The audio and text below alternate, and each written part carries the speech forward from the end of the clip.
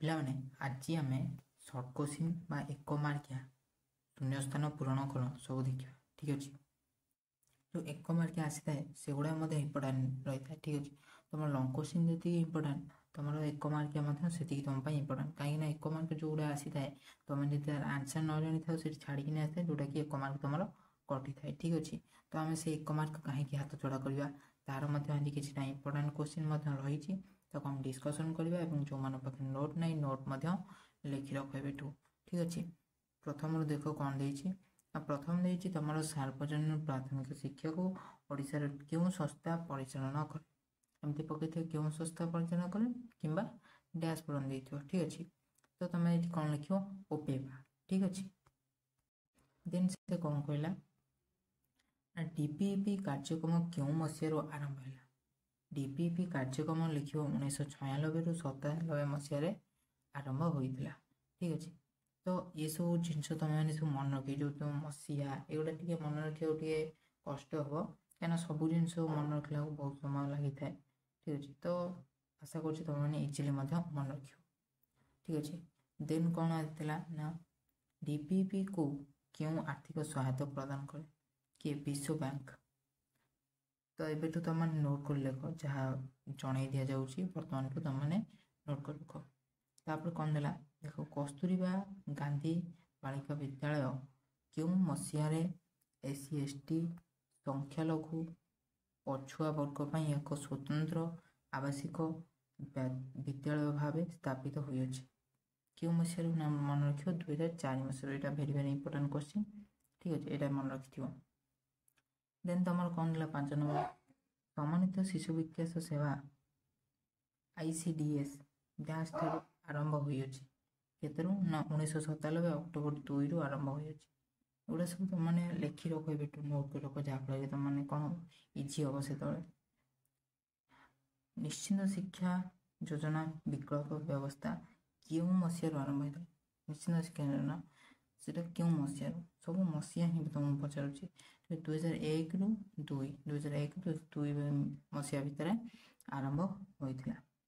6 number ହେଲା। ଦେନ୍ ଦେଖ ତୁମର 7 ନମ୍ବର କ'ଣ ଦେଇଛି ନା ଏଠି 7 ନମ୍ବର ଦେଲା ମଧ୍ୟାହ୍ନ ଭୋଜନ କାର୍ଯ୍ୟକ୍ରମ ସାରା ଭାରତବର୍ଷରେ କେଉଁ ମସିହାରୁ ଆରମ୍ଭ ହେଲା। କେଉଁ ମସିହା ନା 1995 ମସିହାରେ। ଏଇଟା ଭେରି ଭେରି ଇମ୍ପୋର୍ଟାଣ୍ଟ କୋଶ୍ଚିନ୍। ତାପରେ କ'ଣ ଦେଲା ନା 8 ନମ୍ବର ସର୍ବଶିକ୍ଷା ଅଭିଯାନ କେଉଁ ମସିହାରୁ ଆରମ୍ଭ ହେଲା। 2001ରୁ 2002 ସେମ୍ କୋଶ୍ଚିନ୍। ତାପରେ 9 ନମ୍ବର କ'ଣ ଦେଲା କେଉଁ ମସିହାର ଅଙ୍ଗନବାଡ଼ି କେନ୍ଦ୍ର ଶିଶୁଙ୍କର ପାଠପଢ଼ା ବନ୍ଦୋବସ୍ତ କରାଗଲା। ଏଇଟା ଭେରି ଭେରି ଇମ୍ପୋର୍ଟାଣ୍ଟ। 1975 ମନେ ରଖିଥିବ। ଏଇଟା ବି question very very important. 9 number. ତାପରେ ଦେଖ 10 ନମ୍ବର କ'ଣ ଦେଲା କେଉଁ ସମ୍ବିଧାନ ବା ଡ୍ୟାସ୍ ସମ୍ବିଧାନ ସଂଶୋଧନ ଡ୍ୟାସ୍ ଧାରାରେ ଶିକ୍ଷା ଅଧିକାର ବର୍ଣ୍ଣିତ। ଏଠି ଲେଖିବ 86ତମ ସମ୍ବିଧାନ ସଂଶୋଧନର ଓ 21ତମ ଧାରାର ଶିକ୍ଷା ଅଧିକାର ବର୍ଣ୍ଣିତ। ଠିକ୍ ଅଛି। ଏଇଭଳିଆ କୋଶ୍ଚିନ୍ ତୁମକୁ ସବୁ ପକାଇଥିବ, ତୁମେ ଯଦି ମନେ ନଥିବ ତୁମେ କେମିତି କରିବ। ଠିକ୍ ଅଛି। ତ ସେଥିପାଇଁ କହୁଛି ତୁମେମାନେ ଏବେଠୁ ମନେ ରଖିଥାଅ। ଦେନ୍ ତୁମର ଦେଖ 11 ନମ୍ବର ପ୍ରାଥମିକ ଶିକ୍ଷା ସାମଗ୍ରିକ ବିକାଶ ନିମନ୍ତେ 2016 ଏପ୍ରିଲ 8 ତାରିଖରେ ଓଡ଼ିଶାରେ କେଉଁ ଯୋଜନା କାର୍ଯ୍ୟକାରୀ ହେଲା। କେଉଁ ଯୋଜନା ନା ଉଜ୍ଜ୍ୱଳ ଯୋଜନା କାର୍ଯ୍ୟକାରୀ ହୋଇଥିଲା। ତାପରେ ଦେଖ 12 ନମ୍ବର କ'ଣ ଦେଲା ସମ୍ବିଧାନର କେଉଁ ଧାରାରୁ 6ରୁ 14 ବର୍ଷ ବୟସ୍କ ମାଗଣା ଅବୈତନିକ ବାଧ୍ୟତାମୂଳକ ଶିକ୍ଷା ବର୍ଣ୍ଣିତ।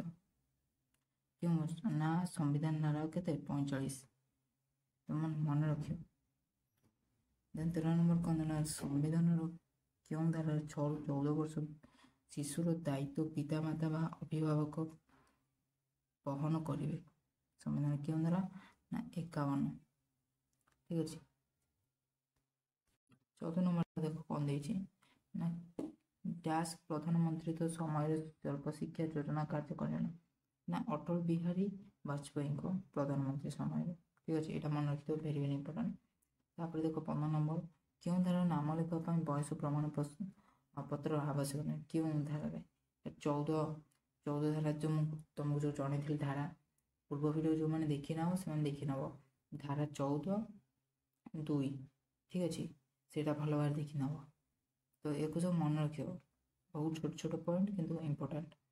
16 ନମ୍ବର ଦେଖ ଶିଶୁ ଅଧିକାର ଅଧିନିୟମ क्यों सॉरी डैश कार्यकारी है केबे बा क्यों माने केबे के दिन ठीक अच्छे ये लिख 26 अगस्त 2009 मसीह तापर देखो कौन दिला ना 7 नंबर देला शिशु अधिकार अधिनियम ओडिशा रे क्यों कार्यकारी है यहाँ लिख 1 एप्रिल 1 2010 मसीह এইগুলা सब तुम मान इम्पोर्टाट यही क्वेश्चन तुम सब आसी था क्वेश्चन भल भल क्वेश्चन आसी था पे भी ठीक ठाक भी अटेंड करती किसीटा भी मिस्टेक हो जाए ठीक अच्छे जहाँफल कि कौन होता है ना बहुत मसीहा मन रखिपारती ना तापर 18 नंबर देख धारा डैश रे 6 ରୁ 14 वर्षर प्रत्येक पिला मागणा बाध्यतामूलक शिक्षा प्रदान सह कौन प्रकार अर्थ दाबी करें ठीक अच्छे यहाँ 3 क ठीक अच्छे आपको सब जी पूर्व भिडियो देखी थे से भल भाव बुझीपार कहीं मुझे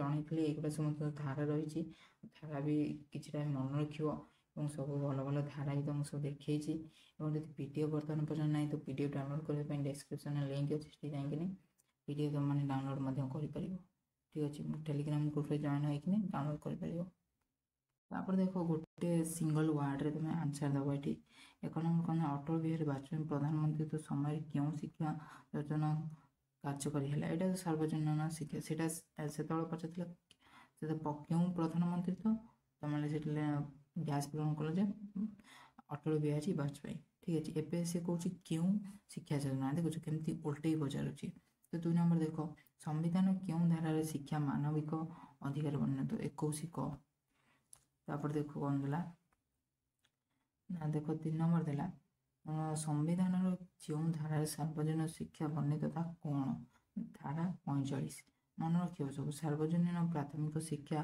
परिचालन क्यों संस्था करें उपयोग सेम जिनस तुम कौन उल्टे पचारूँ देख तापर 1995 मसीह क्यों कार्यकारी है मध्याह्न भोजन देख से पचार मध्याह्न भोजन क्यों मसीह तुम लिख 1995 ये पचार 1995 मसीह क्यों कार्यक्रम है मध्याह्न भोजन देख एमती उल्टे भी पचारदेव तुम मैंने सेम जिन जानते बट कन्फ्यूजन हो ठीक अच्छे से कौन बारंबार सब टे सर्ट क्वेश्चन भल भाव देखी जाइए शारीरिक विकलांग बाधित शिशुपाई कार्यकारी योजना कौन समन्वित शिक्षा योजना 7 नंबर कौन है शिशु अधिकार अधिनियम ओडिशा केबे कार्यकारी है मन रख से गैस पचार 1 एप्रिल 2010 ठीक अच्छे आज ये वीडियो आ यूनिट 1 तो सर्ट क्वेश्चन ये आशा कर वीडियो भल लगे वीडियो भल लगे वीडियो को लाइक करेंगे चैनल को ये आगे वीडियो देखापी चैनल को सब्सक्राइब करेंगे जय हिंद